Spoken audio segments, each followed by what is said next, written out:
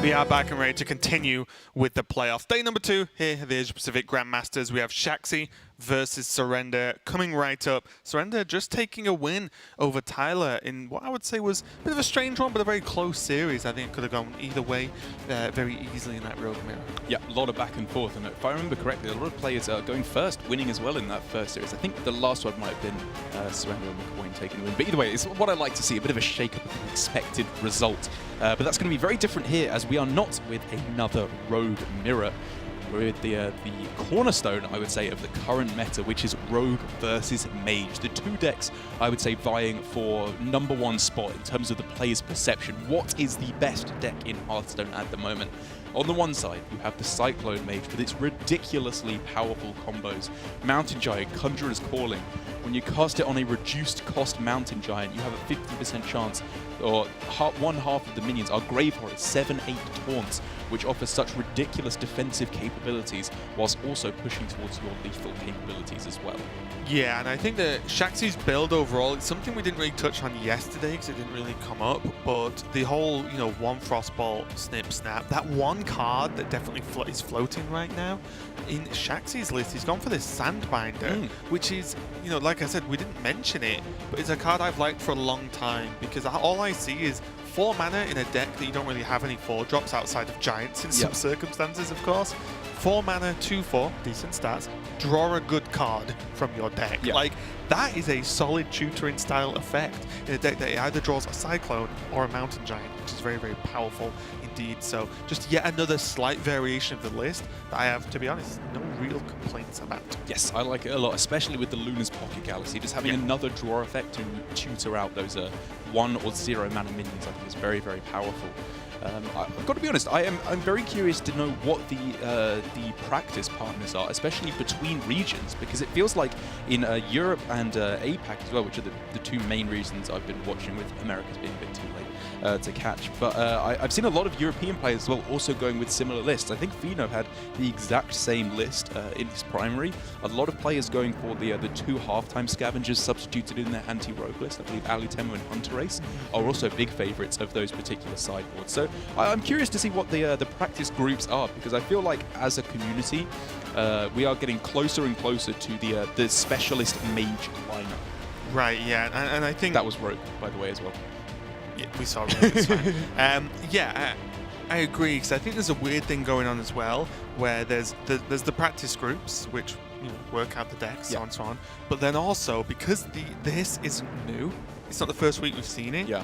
If I was a player, I would look at every deck list that's been submitted, how well it did across all regions, and suddenly the second I would see this secondary list, which is the halftime scavenger and the mage, I would just be like, wow, only 2 cards change, and they seem solid. And I did just mention, mage doesn't really have the 4-drop, which is why I like Sandbinder. It's like, yes, okay, I'm sold. And I think I would have done the same and just said, this is just a very solid anti-aggro list.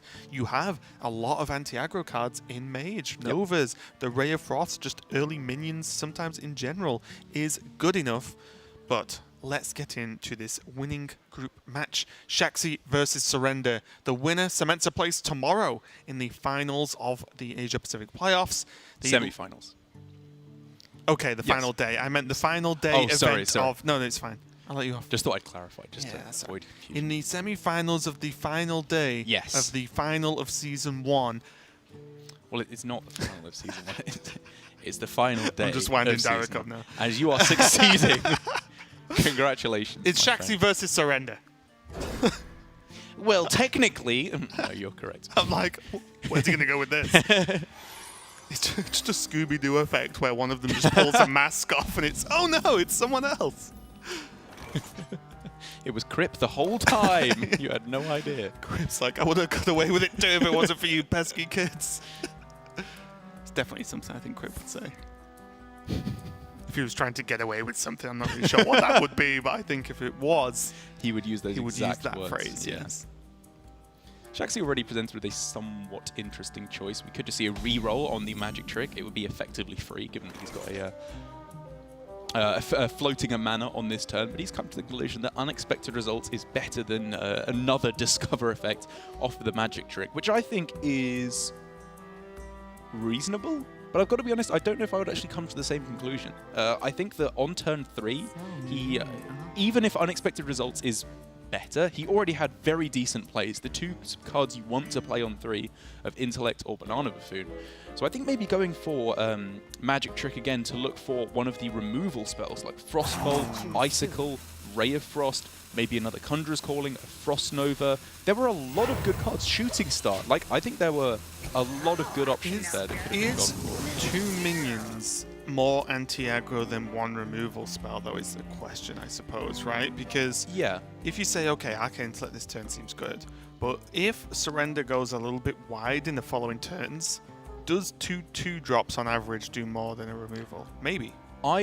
I think it's possible, but I think the arguments I would make is that a couple of small minions is very, very easy for Rogue to deal with. It's what they do best. They have Backstab, SI7 Agent, Lackeys now as well, Vendetta, all that good stuff. And it's the saturation on 3 mana, because, you know, even if he wants to go 3-drop on 3, 3-drop on 4 as well, he could still have done that with Banana Buffoon and then Arcane Intellect to curve out with the Banana as well for full mana utilization. And I have the fear that for Shaxy, it's this Unexpected Results is going to get stranded, which, you know, we're kind of talking as if it's for granted that he hits a removal spell on the second Magic Trick. It could have been 3 Garbage Secrets. You know, it could have been way worse than that, which is why this is the safe pick in the Unexpected Results. But I still think that Shaxy maybe could have gone a little bit more optimistic there in terms of what he was looking to hit. Yeah, I guess this gives him a lot of options going forward, because look at next turn after this Buffoon. It can be Unexpected Results and a Banana. He could just play Sandbinder. Yeah. He could Arcane Intellect and Banana a minion if it lives. True. You know, this gives him just a ton of different options. Maybe that's worth it, but I actually if he finds Khadgar as well, it's insane. Yeah, I actually think picking a spell that early in the game from Magic Trick is really hard in the deck. Like, I think it's 100%. super difficult. Yeah, absolutely. I mean, the fact that we've been talking about it for 3 turns now, just, you know, it proves that. And we've been talking about we're 2 outcomes as well. Or how difficult it is. And, you know, in this instance, I'm going to assume the former rather than the latter, or somewhere in between.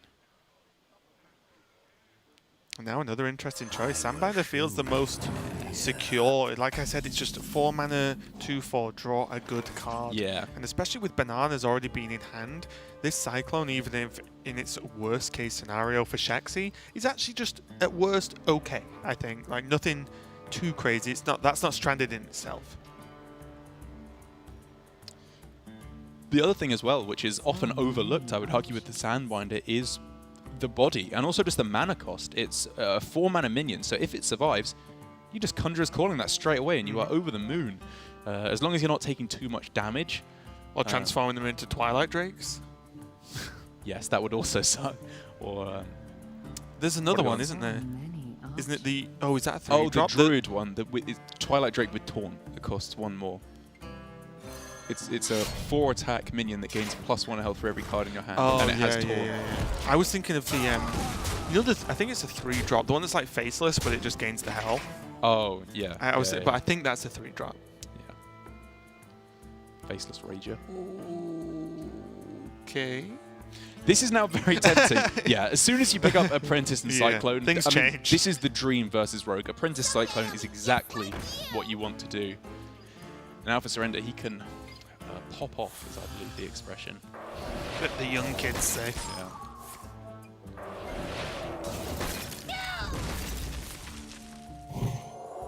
And it's not the dream because he doesn't have Mirror Image, basically, or Elemental Evocation would both be absolutely mental.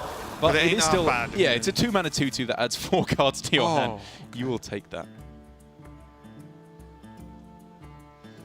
And also, there's a chance with this specific mana that, or even with no mana, he could get Mirror Images.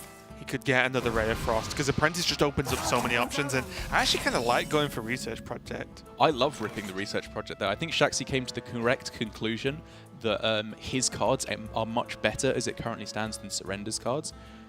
I'm not sure if I agree with holding on to the Mirror Image there. I think that might have been the case of him ending the turn too early. No, I think I like it. Really? He has Sea Giant, and Surrender's probably playing stuff this turn with a full hand, right? I guess. And you know Surrender's got Lackeys. Yeah. Okay, fair enough. Like, if Shaxy just rips a cheap Sea Giant into Conjurers next turn, he could just win. Yes, like, no, that is a good point. I don't think it's incredibly unlikely. Yeah. I guess I was overvaluing keeping the Apprentice alive. Because as it currently stands, you're right. His win condition isn't cheating mana out on spells. It's giant cheating conjurers. big boys out. Yes, exactly. And also, I think upon reflection of Surrender's turn, holding the images could also end up Shaxy taking the route of Antonidas maybe as well. Very possible. Antonidas images something later down the line to generate some fireballs and put a different kind of pressure on Surrender. But now we'll see how wide Surrender actually goes. He does have a Van Cleave, which is pretty nice. Oh, yeah. He's going nice wide here. I think double time is actually way more than just double time. Quadruple time. Okay, so 4 minions on the board. He can mirror image and then make that giant 4 cost, but that's not going to help out with the with the Conjurers calling in the same turn. Polyping?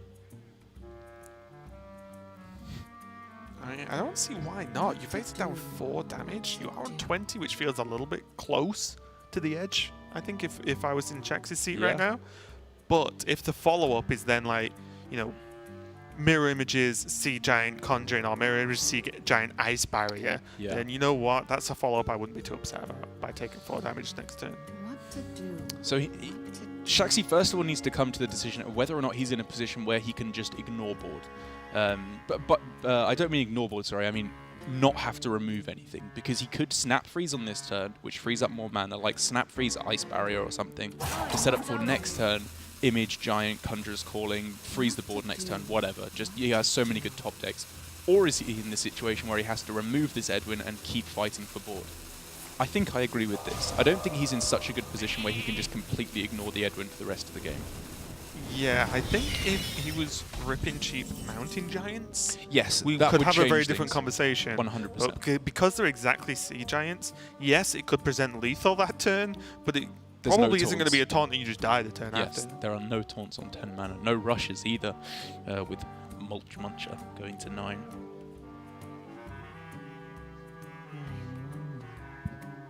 So Surrender can choose to make the game quite simple and just go Waggle Pick Face. And then he can just make lethal, or at least make lethal in a couple of turns. Because he can't do it exactly next turn, he can buy a turn and present some more damage right now. What happens if Giant Conjurers comes down? Mountain Giant Conjurers Calling, sorry, comes down. In that instance, well, he's sad no matter what then, right? Yeah, he has a wiggle room turn anyway, right? Yeah. He can't step the Leroy on 7. It's true. Or he can't play it again. Or, what if he... There's always the option of Waggle Pick Swing. Next turn, depending on the board state, of course, Leroy Swing, bounce. That's what I mean, like he doesn't play it again. Yeah, he can bounce it but not replay it. I think this is smart. I think that if he's met with Mountain Giant Conjurers Calling, he's sad, but it's not the end of the world.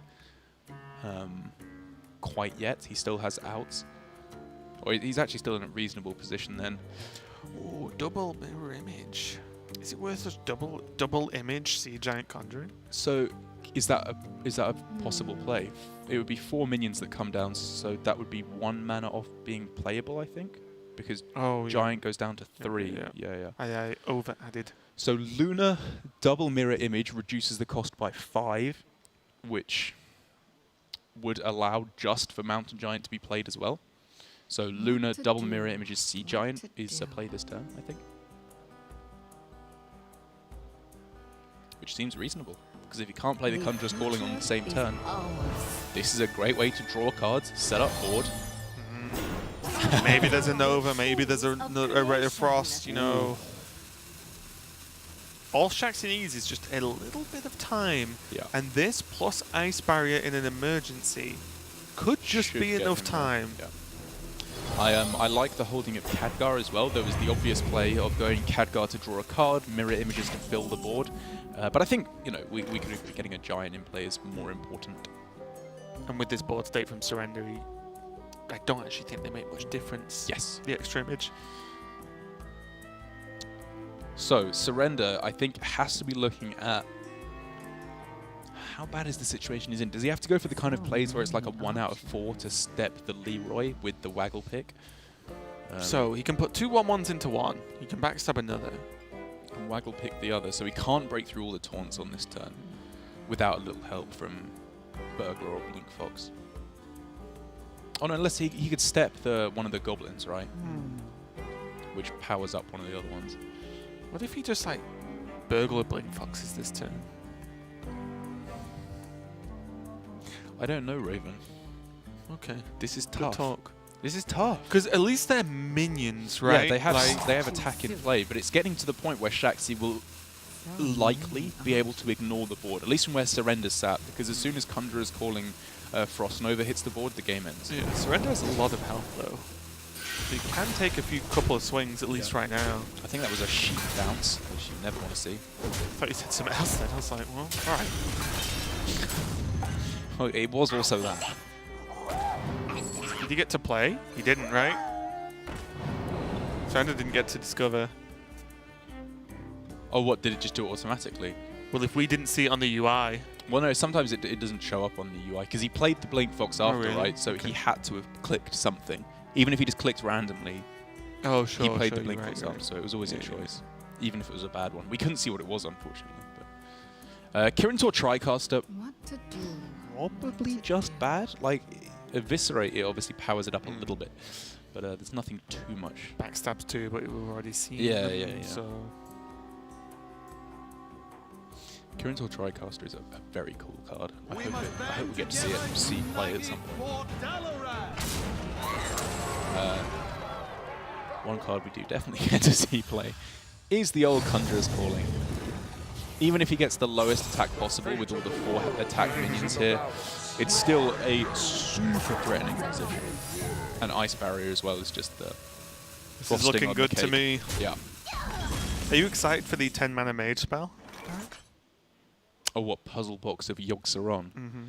I was so boring. I wasn't really a fan of Yogg-Saron back in the day. But this card's a little bit different, isn't it? It is a little bit different. Imagine being in a stalemate late game mage and you discover that spell and be like, okay. Yeah, okay, that will be pretty hype. I'll give you that. Caligos buff as well slightly, because like you can Caligos and discover That's and play. true. Like, Yeah. you know, and then just see some fireworks happen. Will it ever see play? Is it good? Like, is it a good Well, card? interestingly enough, it won't ever stop itself, right? Because you know the way if Yogg killed itself, it eventually stopped. Yeah. And you know, similar other things happen, like Shudderwock kind of acts the same, right? Whereas it can't stop it. You've played the spell, it happens. I don't know. There's a lot of stuff like secrets, and I might even put it not on par with, but lean towards my mindset of it being almost like a Zul'jin.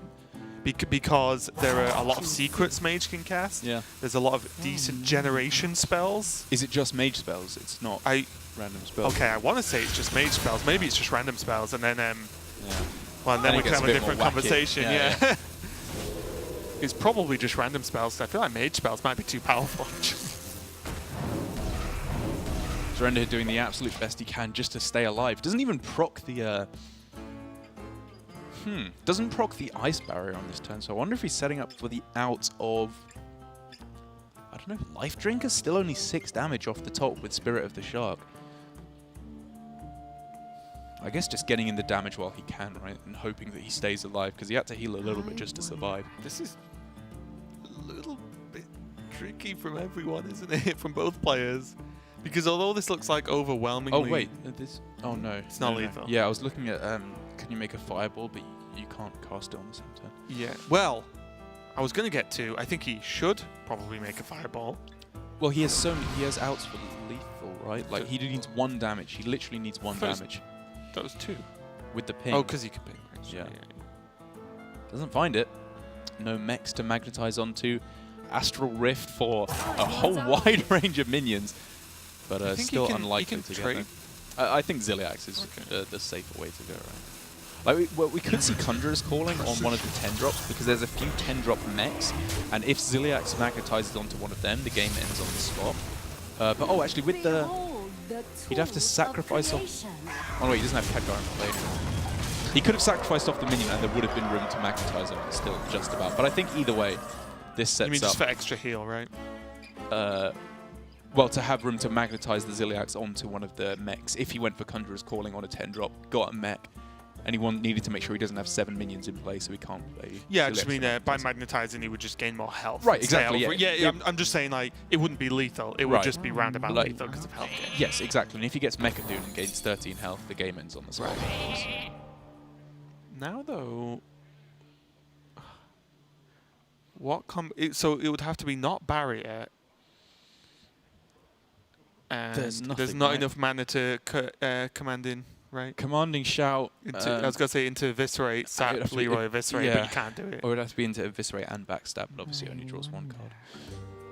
So, wait, is it not more likely to go double Burglar into Nova or something? Probably. I mean, you can still do that right now. I guess. Yeah, slight spectator plug it is, but I assume with a shake of the head, it's not what he's looking for. Not many people shake their head and go, yes, that's exactly what I want. It's just such a unnatural, physical response to being happy with it. And that's going to be it. Surrender goes down 0-1 so far. Shaxy takes a win with his Mage. And now the real question comes up for me, Derek, of Shaxy going 1-0 up is obviously good for Shaxy. That's just how numbers work. Yes. But is his secondary deck better than Surrender's deck to try and play against the Mage? Right, when they both switch over, which way does the pendulum swing? Yeah, because there are circumstances where one player can go 1-0, but when they get to switch, because they know they don't have to lock their primary in, the player who's 0-1 down just has such an advantage that they're still in a decent position to win. I think, it's not a perfect metric by any stretch of the imagination that the number of cards substituted in equals the efficacy of those cards substituted in. But I think in this instance, for Surrender, given that he's substituting in 5 cards to fire against the Mage, whereas Shaxy only thinks he should substitute in 2 cards, says that the advantage is it's going more over towards Surrender, because he just has more answers to what Shaxy can throw down. Right. The argument would then be that Shaxy does not have to substitute in more cards because his deck is already so powerful and is already in such a good spot. I don't think it is in such a good spot already, though. I think it's in a reasonable position against the Rogue and will continue to be in a reasonable situation because, cards like Walk the Plank and the One Betrayal can help situations like that. Maybe just being able to walk the plank away, the Sea Giant in there would have massively changed the texture of that game. For Surrender, but at the same time, you have to find them. The Mage can still pop off with Mana Cyclone, Sorcerer's Apprentice, as we saw in that game, and it's still a close matchup, I believe. Funnily enough, I actually think the Fairy Dragons are the high impact cards. Yeah. I think a lot of people just naturally bolt to Walk the Planks, Betrayals, great versus big giants. Well, just don't let them play stuff because you've got a Fairy Dragon beating them up that they most of the time cannot actually interact with outside of, say, a Sorcerer's Apprentice sticking, and then they have to make the trade. It's like, okay, great. It's definitely a weird one, isn't it? I like both decks that the players are probably going to change to. We've not had confirmation yet, but we're getting it pretty while they decide. The only weird thing is it's the Betrayal and Walk the Planks for a loss of Ziliax, Life Drinker, Snip Snap, Novice Engineer, Cable Rat. I feel like that's just a lot of good cards that you're removing from the deck to add in some removal yourself. And I feel like sometimes Rogue can step a bit too far off the gas in the matchup and be a bit too defensive. I can see that. I think that the Evil Caper Rat and the Novice Engineer, I think those are cards that you're fairly happy to be getting rid of. Because against the Mage, the value-generating cards aren't the ones you're really looking for. It's just the highest attack cards, turn after turn, that you're looking for. Fairy Dragon on 2, SI7 Agent or Blink Fox on 3, Hench Clan Burglar on 4. Just playing those out on curve is, aside from Edwin Van Cleef going massive early on, pretty much the best thing you can do against Mage, and it gives you a really good shot of taking the game. Yeah, Derek bringing the matchup all the way down to just top trumps where you get to pick attack value every turn to see who wins. It's not that far off. It's pretty reasonable, actually. Yeah. Especially when the Mage is like, okay, you win this round, next round. Giant, I win a round now, and it just continues. Bigness, 57. That's the thing. Imagine top trumps where there's just one stat. Just keep going. It's just attack value. Attack value. Mine's bigger. Attack value. That sounds like a terrible game. I'm going to make it. I mean, similar to Top Trumps, which as soon as you realise it's also when you hit 13, you realise, oh wait, this game's blooming awful. Why am I playing this? Luckily, we don't hit that with Hearthstone, which is great.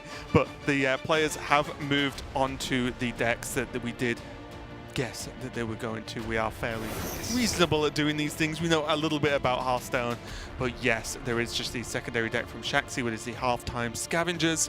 We talked about this yesterday as well, because there are multiple players such as Alutimu bringing this kind of sideboard to help versus aggro, and for me, it feels great because there are no cards I'm upset at losing if I'm Shaxy right now. Antonight is difficult to get the time to make it work against Rogue, outside of exactly a Lunar Pocket Galaxy game.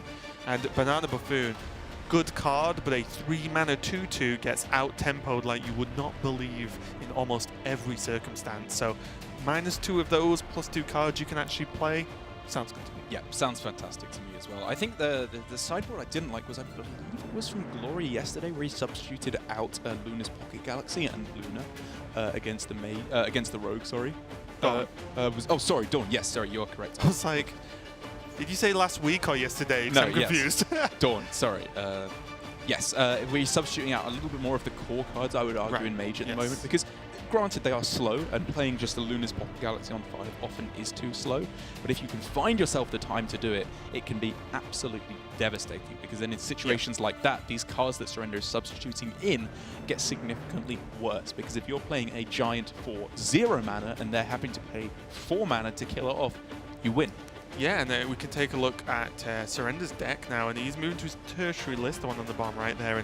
And honestly, like, yes, the Betrayal and Walk the Planks feel high impact, but really for me, just if a Fairy Dragon is drawn and played on 2, the game instantly looks a little bit shaky for Shaxy. Yes, it's far from the powerhouse I think it once was, because when players were first substituting in Fairy Dragon into Rogue, mages were not prepared to deal with it. The playstyle had not evolved to the point where they were equipped with the tools to deal with it, I would argue, which is why it felt so dominant at the start. I think now that players are getting more and more coming to the realization of ways to deal with Fairy Dragon. I'm talking like Tempo Cyclone on 2 is something you should very much consider just to get rid of it, exactly. Just playing at Sorcerer's Apprentice, if it trades, it's not great, but it's reasonable, you're not falling too far behind. It definitely gets scary because those are not guaranteed, though, which is the fear. If you do that and then Backstab comes down or an SI comes down, you are in massive, massive trouble. Right, and that's what I mean. Fairy Dragon's still a good card, and I agree it deserves a spot in an anti-mage sideboard, but it's far from the auto-win card it once felt like. So here we go. Game number 2 between Shaxy and Surrender. Shaxy on the top on the Mage, Surrender on the bottom on the Rogue.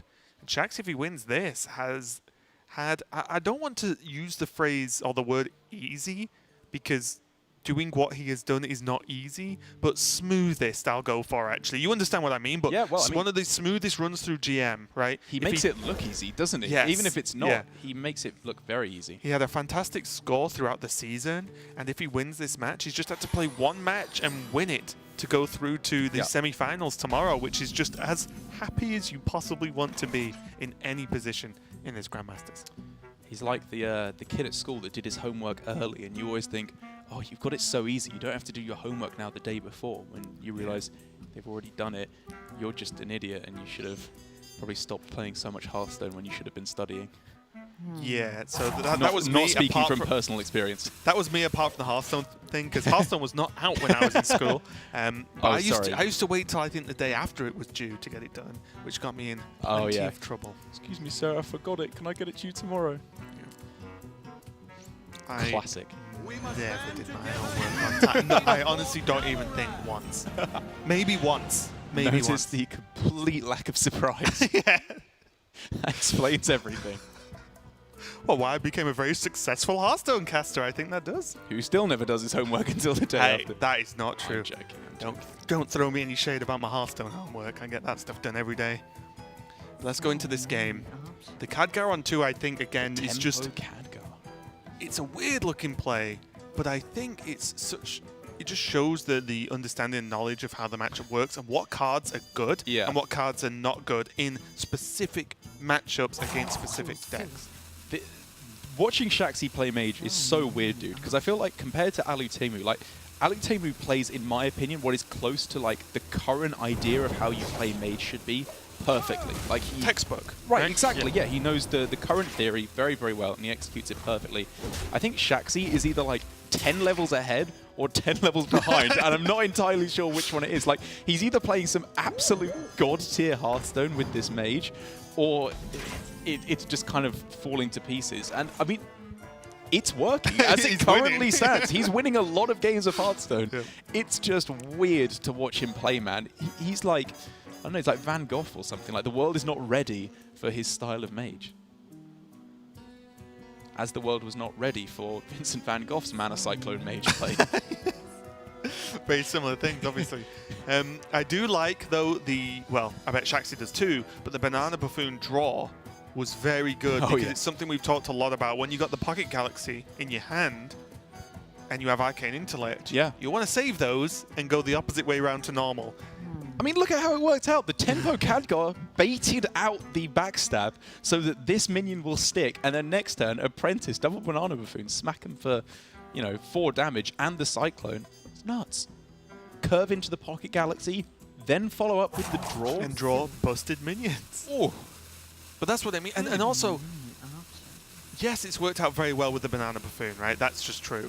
But understanding that Khadgar feels powerful when it gets its use, but in this matchup, you often don't get that value from Khadgar, whereas Apprentice can open up more doors for you. He's just good, and not, yes, you could say, oh, well, obviously that's what happens. It's like, well, no, it's not obvious to many, many, many people that play Hearthstone. They would not necessarily value an Apprentice higher than Khadgar. Absolutely. And also, I would say for, Shaxy there, I was somewhat tongue-in-cheek when I said that it baited out the backstab for the Banana Buffoon. What it did do is what I was exactly talking about with Tempo Cyclone, which is contest the Fairy Dragon. If Shaxy is able to trade Khadgar into Fairy Dragon, well, of course he's happy. That's why he did it. He made the play specifically to do that. That Shaxy would be okay with happening. Absolutely. And if there's no Fairy Dragon, well, this happens. Great. Yes. This is a kind of interesting choice. The best card generally here is definitely Frost Nova, I would say, and he does end up picking it. I like the hesitation, though, because when you have Luna's Pocket Galaxy in hand, your 2 cards that you're drawing, on average, are much, much, much, much, much better than the 2 cards your opponent are drawing. I'm also partial, in circumstances like that, to a bit of secrecy. I like the secret pick because it was Vape as well. I'm not saying it was always better than Nova, right? Nova's amazing.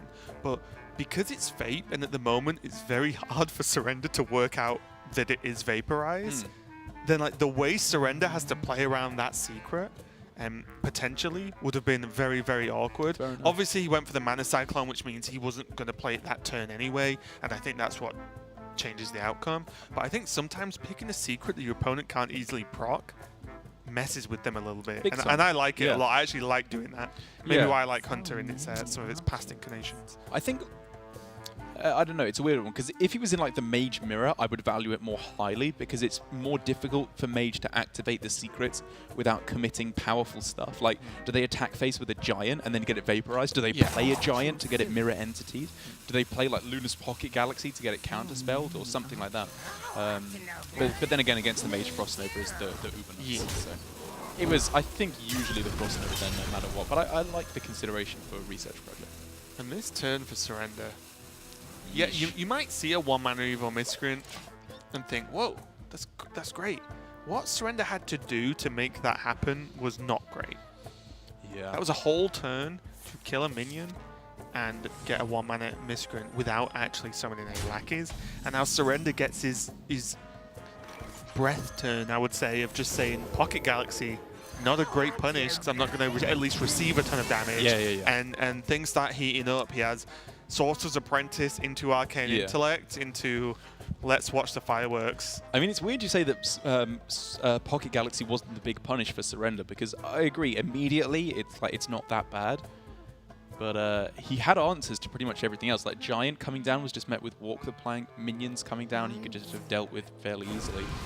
Oh no, I meant the other way. Oh, sorry. I meant it was a great turn for Shaxy because he has breathing room to be able to play a Pocket Galaxy without receiving a lot of damage or pressure that turn. I misunderstood. Yeah, Pocket Galaxy into an empty board is glorious. Yes, yeah, that's exactly what you want for Mage. It's so good, isn't it? It's just like, oh, okay, so Pocket Galaxy 5 mana don't do much. Cool. Yeah. Draw a 0 mana 8/8 that you can then play another powerful card called Conjurer's Call in, not right now for Shaxy, of course, to make more big dudes. 3 mana for like 2 massive minions, and now there's weapon removal. The ooze there is the uber nuts. The Oozer Nuts. Nice. Thanks. Oh wow, it's a relatively large Van Cleef. Not this turn if he wants to go for the walk the plank, but it could be. Well, this turn's insane, right? It could be double Kobold Lackey to take out the Giant, and then Witchy Lackey to get a... Involve the Miscreant, 5-drop. Miscreant for a 5-drop. I'm wondering if he'd ever play Edwin first and then get a 6-drop off of the Spirit of the Shark, because it's going to die anyway. I thought what if you play Edwin first and then evolve it? I'd be like, wait, what? I'm glad you did not say that, because I would have questioned a few things there, Darren. Yeah, you don't want to be vulnerable to silence, which could have been generated off the Astral Rift. Oh, yeah, see, this is really outside the box thinking. Or I guess, he doesn't even have to go Witchy Lackey at all. The Rush. I mean, a 5-drop's just not bad either. Man, these Goblin Lackeys are so nuts. What? Yeah, sure, this is fine. I think this is just the most steady turn, right? Like, 5-drop's probably just going to be pretty decent. Yeah, I think that's fine. Not great, but fine. It doesn't lose. Yeah, at first I was wondering, like, oh god, does that just lose the game for surrender? But no, it's fine. Well, it could, right? How? If there's Conjurers on the Van Cleef. Oh. Like Conjurers double trade. Yeah. Even ping afterwards on the Shark. Like, that would be a bit scary. Imagine if Shaxy had got the new rogue minion, Plague Bringer, that gives a minion poisonous and then given it to the Abomination. I think it might only be friendly minions, actually, but that would have been sick. I would much prefer that card if it was not locked to friendly minions, just for the odd time plays like that happen.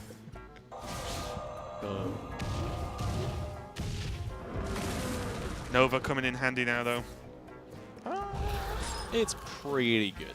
It's getting to the point where Shaxy can start to just ignore the board. I think it's a very tiny thing there where he played the Discovered Nova and not the Raw Nova from his deck. Oh, okay. Yeah, so Surrender now knows that the one doesn't matter now. It's just generated about 18 of the cards, but very small. But knowledge is power, isn't it? So just a tiny thing there. I think that second Nova is a one from his deck. I couldn't actually see which one it was, but I trusted that it was the created one.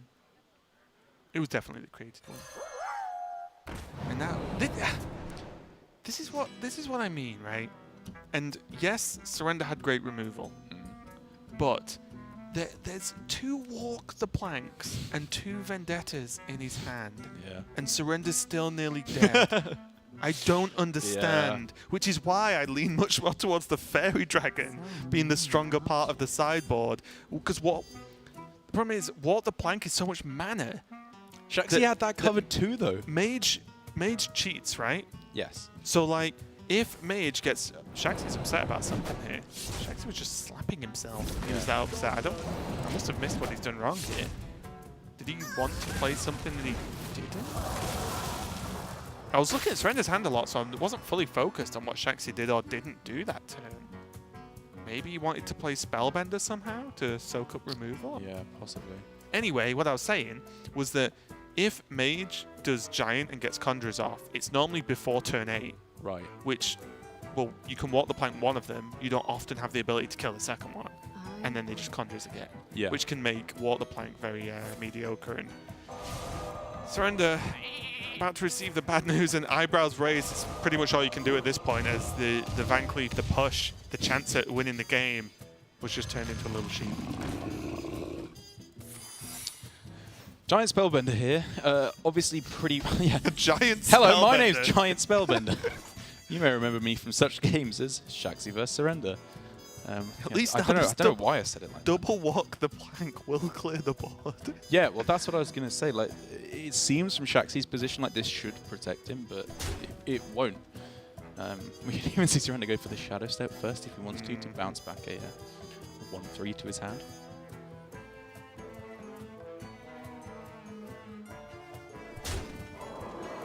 Yep. I like the whole test for a secret, lean back, go, okay, so it's not that, it's not this. Yeah. So it's not barrier and vape, he knows. Yes. If he plays Shadow Step, the problem with the Shadow Step is it tests for counterspell, but it uses the Shadow Step, which is a little bit scary. I think it's fine. I think the other cards in his hand are just more valuable, right? Like the more walk the planks he has, the better. Yeah, I'm just thinking can a Shadow Step have a more chance of him winning the game depending on his draws in the next couple of turns? It's fair. I think all the cards that are good with Shadow Step are like good enough on their own already just to get the one activation of the Battle Cry.